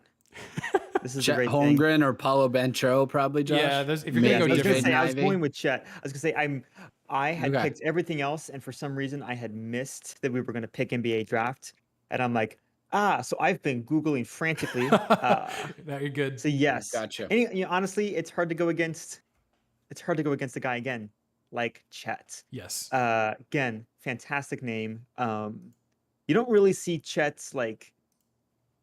I don't know. It's been a long time since I've seen like a Chet and like, the NBA Hall of Fame. So you know what? There you go. There it is. Full prediction. Yeah. Gonzaga Full product. Exposed. Call me in 10 years when I say he's going to be in the Hall of Fame. I mean, we'll see. He's a very interesting prospect just because of his length. He's, 7 something? Does not much to him. And that will be kind of the big project of whatever NBA team drafts him will be to get some more muscle on that guy, but clearly big time shot blocker. So it'll be interesting to see how he fits in the league. All right. 87% near the rim. So he's at least the guy who can get up there. So doesn't have to jump far to get up either. So nope. That's always helpful. Okay. Makes it nice. Yeah. Guys, I think that wraps up picks of the week. And so you listeners, you've been listening to us for a long time. You know what that means. It means it's time for our favorite segment of the show. It's what we're following.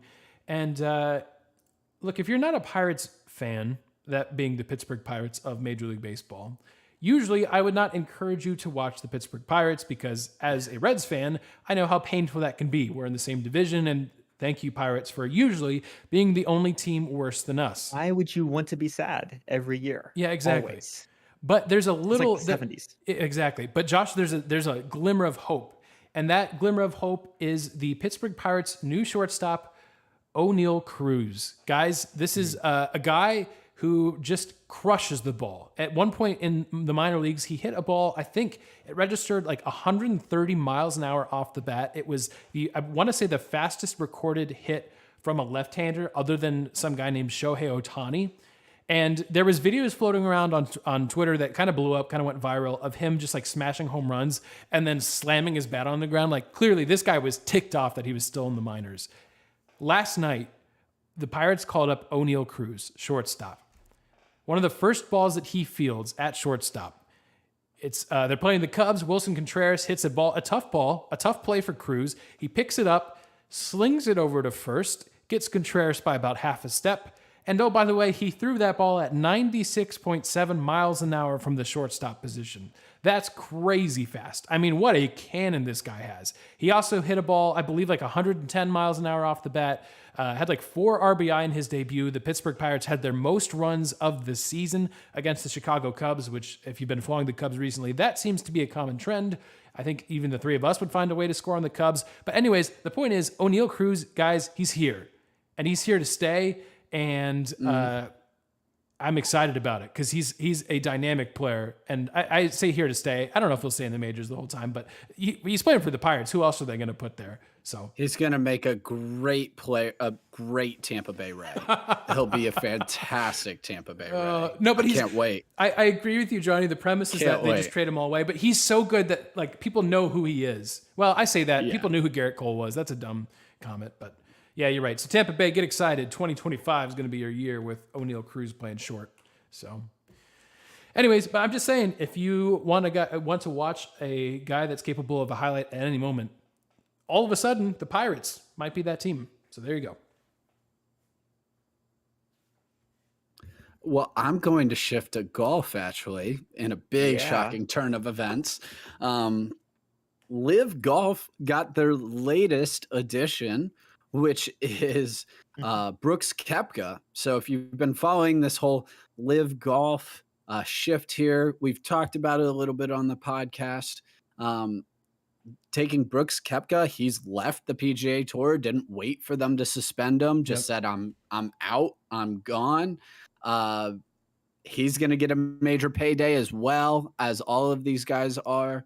Of course, there's still the questioning of, the Saudi Arabian government is bankrolling this league. It's making no money right now. According to reports, they've even attempted to get on. Aaron, I know we talked about them being on YouTube for free, which is something. Mm-hmm. But at the same time, they've tried and reached out to get on television, because you'd love to have something on television, truly, especially for golf. You're thinking about the average age of most of the people who are invested in watching a lot. You really would like to be on television. NBC said no, CBS said no, ESPN said no, even Fox said no. Now, a lot of that is probably like, you have a relationship with the PGA, they don't want to be on there, but Fox doesn't, and they still said no. This thing is going to get ugly, I think, at some point. It already hasn't been the prettiest thing in the world. Mm-hmm. But Live Golf guys might have some real staying power, especially taking Brooks off tour. Now, there's some guys like Jon Rahm, Rory McIlroy, that I don't think really can walk back some of their comments about Live Golf and the people who have left. So I don't expect them to be going anywhere. I actually really appreciated what Jon Rahm had to say about it. Look up his quote if you're interested more in this, if you're an avid golfer, just speaking about leaving for money. Now, hypothetically, I actually think Live Golf could be a really good thing.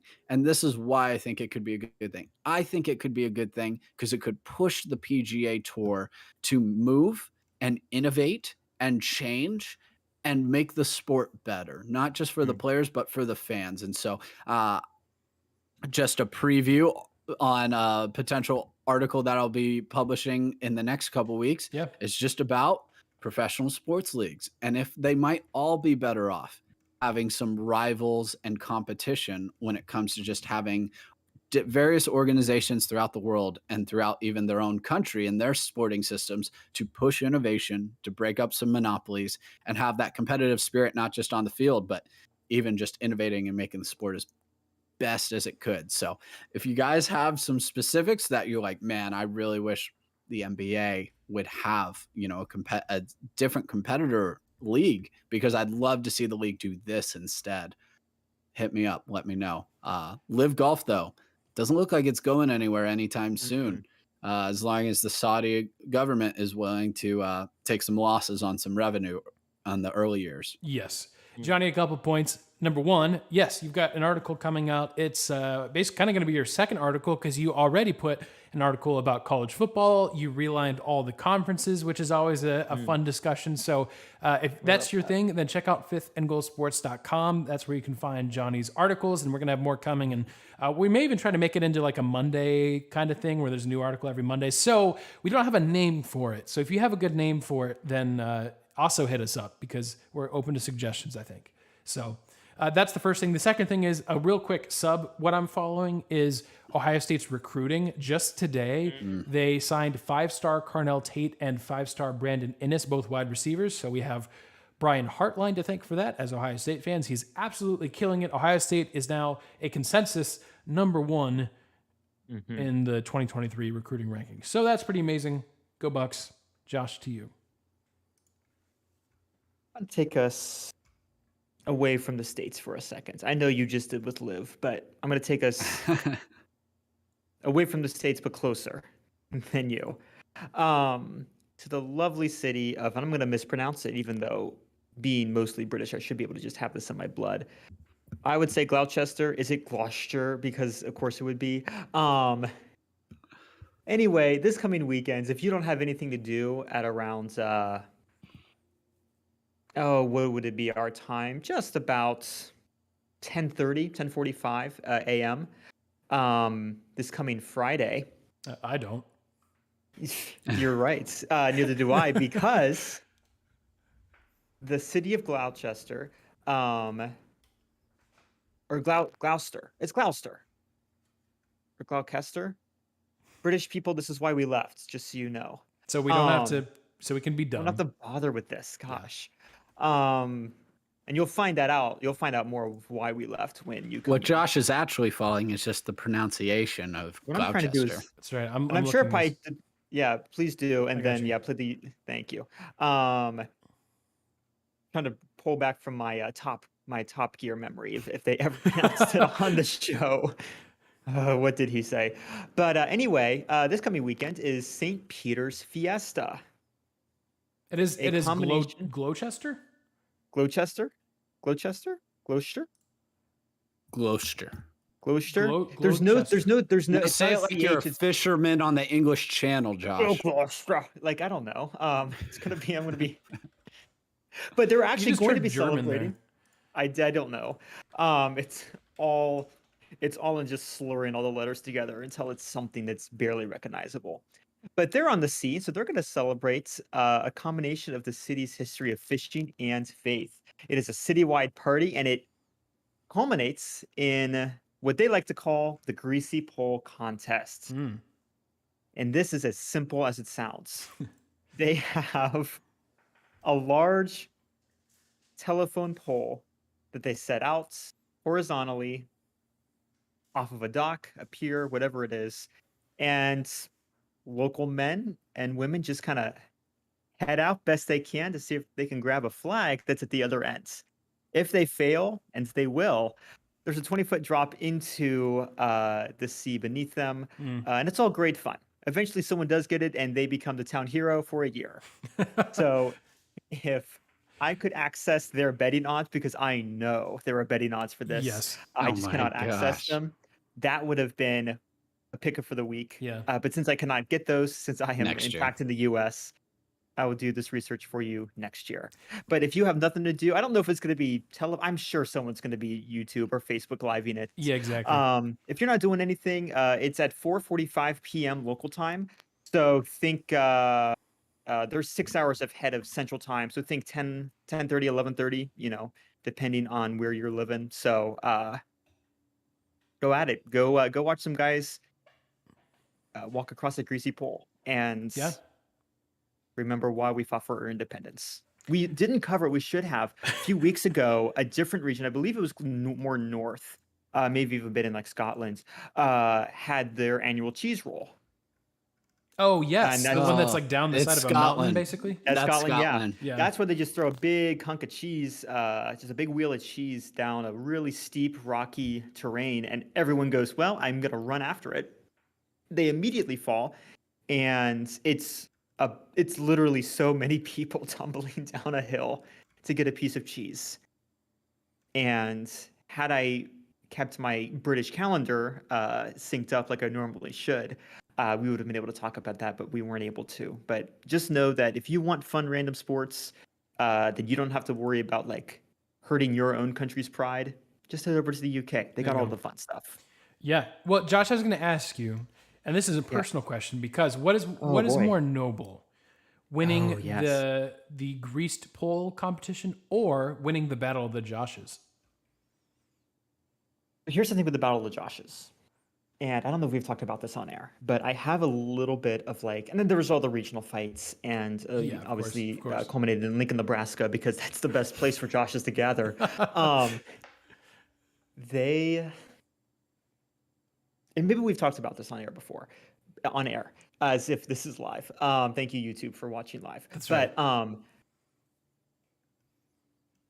It was very nice of them. A lot of the Joshes, all of the Joshes, declared some like six-year-old kid the winner of the Josh battle. And that was really sweet and incredibly stupid of them, because some 6-year-old who did not earn the title Josh, mind you. Wow. Because I'm just talking. Yeah, no, I'm not trying to be mean, but I know, and I'm not the most athletic person, but I know that I can beat up a 6-year-old with a pool noodle. All right. I know I at least have the dexterity to, do that cool, lightsaber trick where you, or the fencing trick where you kind of, wave it away from him and point and go on guard and, you take him out with a pool noodle, mind you. Don't flag us. Yes. So the Josh battle, it is a noble thing to win the Josh battle. However, when a bunch of Joshes just agree to give up their name because, some kids, Oh, it's so cute. This little kid wants to be in the Josh battle. Let's just name him. Well, you just lost your right to be called Josh because you thought it'd be funny for a weekend. It's not funny for a weekend. I can no longer legally call you Josh. We take the name Josh very seriously around here. Just last week, I'm going to put him on blast because he doesn't listen to this podcast. There's a fellow guy at my seminary named Josh. Okay. And we have the Josh aura. There's of like the 5 or 6 people here who are named Josh because it's a seminary. Of course, everyone's name's Josh.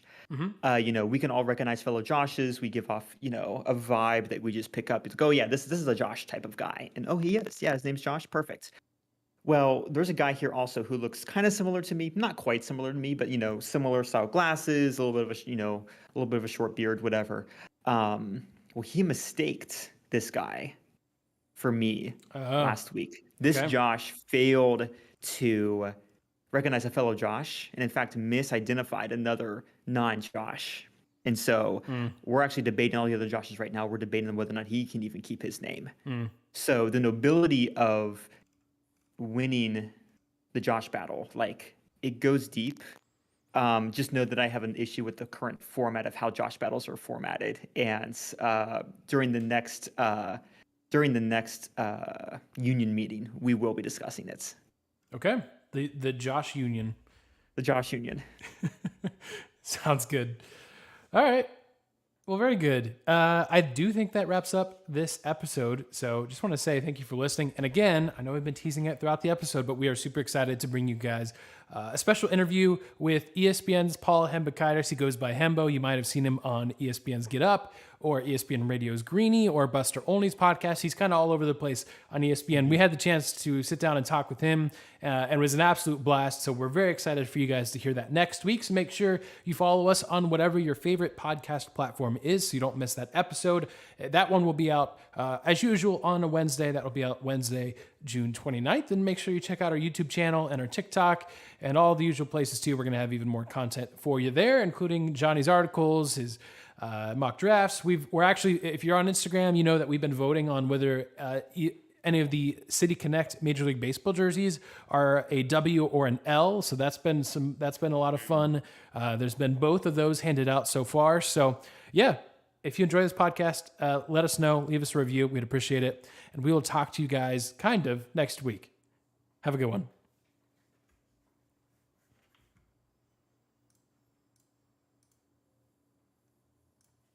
And this is episode 68. 68, yes. Awesome.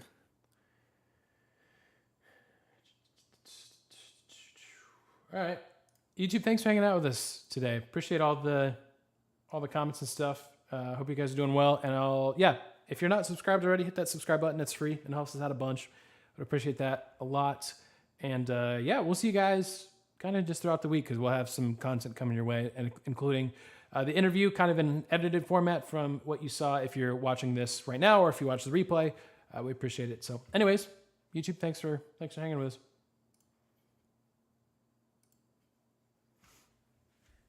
Awesome.